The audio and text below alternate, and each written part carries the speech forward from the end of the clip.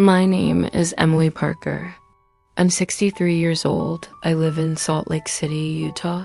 And it's only recently that I was able to put a name to what I've experienced most of my life: narcissism.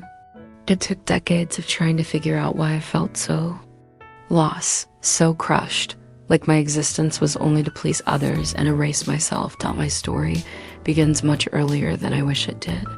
I grew up on an isolated farm in Utah, the daughter of farmers. There were 7 of us kids. My father was a hard man, a landowner with cattle. My mother was a housewife who had a sickening emotional hold over all of us.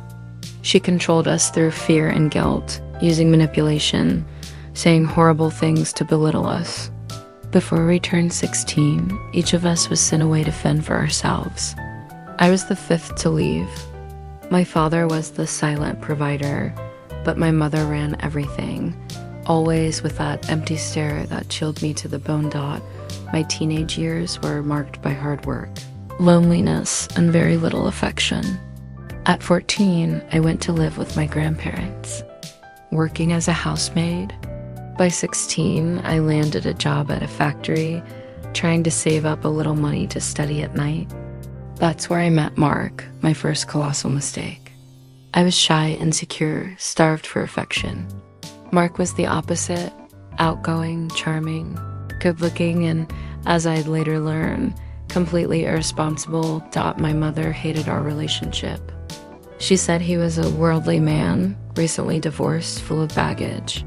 But I was so hungry for love that I ignored all the signs. I went along with it, clinging to scraps of attention. I got pregnant in the first year. When I told him, Mark panicked. He said his divorce wasn't finalized, that if his ex found out, it would ruin everything. He also warned me my dad would kick me out.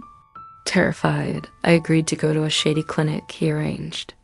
The procedure was brutal, no anesthesia, no explanations. I left in excruciating pain, humiliated, with a void inside me that never left, even. After that, I stayed with Mark. We moved into a small neighborhood in Salt Lake City called Sugar House. He quit his job, started living off odd jobs and shady car deals. I worked at an office to keep the household afloat. Mark did nothing. He'd just disappear at night to play pool or handle business. Many times I suspected he was cheating, but whenever I confronted him, he'd manipulate me, convince me I was crazy and jealous for no reason. If you've ever been through something like this, right, I can relate in the comments. His empty promises repeated like a never-ending cycle. When I threatened to leave, he'd change for a few days. He'd come home early, take me out, buy flowers. But the moment I let my guard down, everything went back to the same. I ended up pregnant again, with nowhere to run. Even after our first child was born, Mark didn't change. He kept disappearing at night, leaving all the responsibilities on me. One day, I found out Mark was involved in scams. He was forging documents with 2 partners right at our kitchen table. When I threatened to call the police, his buddies ran. Mark tried to say I was overreacting. That's when I truly hit rock bottom. I realized he was capable of anything. Have you ever felt trapped in a web with no way out? Tell your story in the comments. After the forgery incident, life with Mark became a minefield. Not a day went by where I wasn't walking on eggshells, terrified of the next blow-up. My body was constantly tense, bracing for something I couldn't even name. When our son was just a few months old, Mark decided to sell the houses we owned. We moved closer to my mother's, but it didn't last.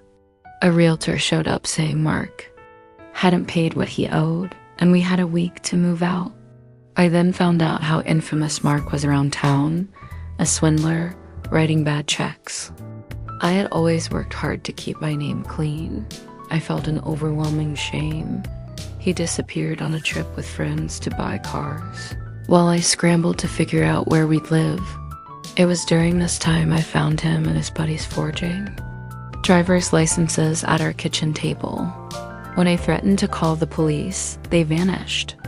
Mark, without even raising his voice, simply told me I was exaggerating. And so, without realizing, I began normalizing the absurd. I convinced my boss to let me live in an old shack on the company grounds by a river, surrounded by weeds, rats, even snakes. I cleaned it all by myself while Mark just sat on the couch, saying he was embarrassed to live there. Still, he had no steady job, living off shady deals, switching cars like he switched shirts. Do you feel like you're carrying the whole world on your shoulders? Tell me in the comments. During that time, he started disappearing even more. I'd ask around, but nobody would say anything. His sisters would whisper when I walked in. When he came home, he'd bring flowers and gifts, trying to convince me I was wrong, that he loved me. That emotional game left me completely confused. Part of me wanted to run, but another part stayed, hoping for those crumbs of affection. When I got pregnant with our second child, my sister told me Mark had taken our first son's former babysitter, a 14-year-old girl, to a motel. That was the final blow. I caught them at home. The girl was shaking, making up ridiculous excuses, and in a rage I'd never felt before, I grabbed a belt and hit her. It wasn't her who should have been hit, it was Mark, but he just held me back, gripping my waist hard, stopping me from finishing what I started. Days later, depressed, I lost the baby. Mark didn't seem to care. He kept going out every night. I was exhausted, trying to stay sane, hopping from job to job to support the house, my kids, and still him. The man who should have been my partner became my worst tormentor. If this part hit home right, I can relate in the comments. Your story matters. Asterisk, one day, summoning my courage, I asked him to leave. Mark laughed like it was a joke. He went out drinking and came home late, finding me on the couch crying. That's when the real horror happened. He grabbed a revolver, pointed it at me, and said he'd kill me, then our son, then himself. He pressed the cold barrel to my face, saying my family talked too much, that I must have a lover to dare kick him out. In a near-death moment, something inside me snapped. I calmly pushed the gun aside, stood up and said, "Let our son live, but if you're going to kill me, just do it. Don't leave me crippled." He fired. I felt a burn on my hip, looked down and saw blood pouring to the floor. Mark panicked, hugged me, sobbing, saying, "I killed my wife." He tried to shoot himself, but in shock, I wrenched the gun from him. I called my neighbor, asked him to drive me to the hospital and his wife to stay with my son. In the car, Mark was cracking jokes, trying to make me a widower. The neighbor, terrified, backed up Mark's story, told the police it was an accident. Have you ever lived something so surreal it felt like a horror movie? Share it in the comments. Even after that attempted murder, I ended up back in the same life. My bosses, who were evangelical, saw my condition and gave me a month off to get myself together. I planned to flee to another state, but the fear of starting over with a small child paralyzed me. Mark pretended to regret it, said he'd lost his mind. Never truly apologized, just said I didn't want it to be like that, and unbelievably promised to change. He even got a job as a partner in a sugar warehouse, but it wasn't long before it made the local papers that they were receiving stolen goods. The place shut down, they sold everything to pay debts. And there we were again, the same sick cycle. When my first son was 4, I got pregnant again. Mark really wanted a girl. I was finishing high school, juggling work and kids. When we found out it was another boy, Mark lost interest. He barely held the baby. I kept feeling alone, bearing the entire family load. When I switched birth control, it made me sick and I ended up pregnant again. This time, the fetus died in my womb. I had a high fever, was rushed to the hospital, and needed Mark's signature for the procedure. My brother found him drinking with women at a bar. He didn't even bother to show up. Still, I had the surgery and survived. If you feel like you've always carried everything alone, right, I can relate. I kept teaching, became a certified teacher, managed to support my kids. But Mark always found ways to get into trouble. One day, he came home with pubic lice, claiming he caught it at a sauna. I was disgusted. Then he started threatening me. If he ever caught me with another man, he wouldn't leave me alive. And he forced me to prove my loyalty through sex. That violence led to another child. When that last baby was 4 months old, I decided to get my tubes tied without his consent since Mark hardly ever came home, popping in every 2 weeks claiming he had a bar 4 hours away. The doctor needed his signature, but Mark never showed. I had the surgery alone. Days later, he turned up at the hospital joking like nothing happened, asking a nurse to call me to the window just to mess with me. Have you ever endured humiliation just because you were afraid to be alone? Share below. Years of emotional misery passed. Mark got involved in more schemes, was shot twice in the head trying to scam drug dealers with stolen clothes. I was called to identify his body at the morgue. I didn't cry. I laid out his burial. Close comforted my oldest son. Days later, I found out he'd had another woman in another town. She'd been pregnant when he married me. She lost the baby shortly before he died. The only protection God gave me was that Mark had a formal job for a few months, so since we were legally married, I could collect a survivor's pension. That's what saved my kids. The only protection God gave me was that Mark had a formal job for a few months, so since we were legally married, I could collect a survivor's pension. That's what saved my kids. I thought I'd broken the pattern. I spent 20 years alone, dedicating myself to church, my boys, my work, until I met John online and the whole story started over. In a painful loop I only understood years later. Have you ever fallen back into something you swore you'd never experience again? Your story can help others. Write it here. After 2 decades alone, I had developed an emotional dependency I didn't even realize. When I met John, I thought it would be different.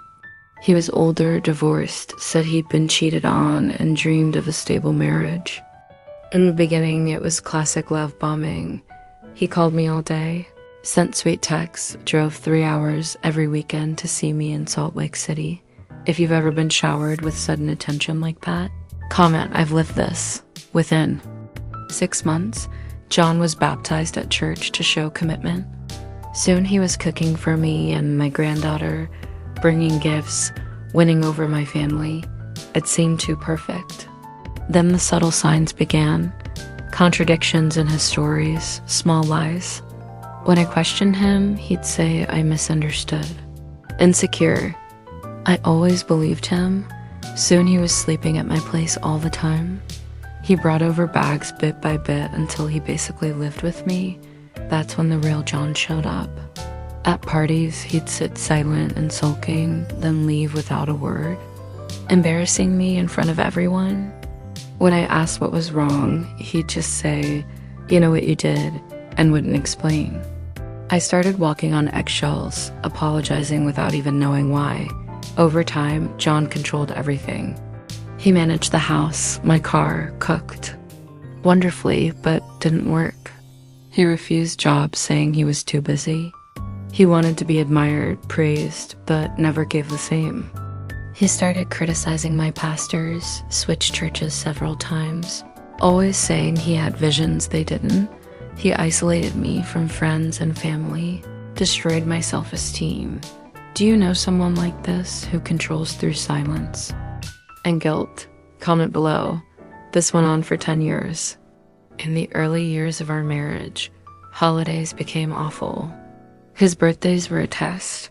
If he didn't get the party or gift he expected, he'd go days without speaking to me, punishing me with silence. Even Christmas became heavy. One Christmas Eve, I sat alone in the living room. He didn't even say Merry Christmas, just sat watching videos online while I cried in the bedroom. Last Christmas, he took out a bank loan behind my back, signing in my name. When I confronted him with the printed contract, he denied it to the end. After that, he stopped going with me to the doctor, the store, church meetings. Left me handling everything alone. But then God stepped in. During a morning bike ride by the lake, I ran into a sister from church who prayed for me and said, "Pay attention to the signs God will show you." That same day, a saucer in my living room cracked in half on its own, like a message from heaven. I went online, searched about narcissism, and felt punched in the gut. John fit every point: grandiosity, need for admiration, manipulation, total. Lack of empathy, financial, emotional, and spiritual control. If this part touched your heart, write freedom in the comments. It took 30 days of fasting, prayer, therapy. On February 7th, 2025, I made coffee, asked John to walk our dog, and in that short time, packed my car with everything I owned. When he came back, he saw me ready to leave. "You're really going alone?" "Yes. Bye. Bye." I drove 2 hours trembling, but happy. I noted the exact time, 7:34, leaving Egypt. I did therapy, attended inner healing groups, moved back near family. When John tried to convince me to return, saying he'd kill himself, that I was cruel, that God didn't approve of divorce, my heart was already strong. I hired a lawyer. In 50 days, the divorce was finalized. Today, I still have hard days. Sometimes I miss him, not really him, but what I imagined he was. I exercise with a seniors group, rebuild friendships, study, to help other women not go through what I did. And finally, I can say, I am free. If this story touched your heart, please like the video, share it with someone who needs to hear it, and subscribe to the channel so you don't miss more stories that inspire and strengthen. Leave your comment. Your participation is essential for us to build a community of support and transformation.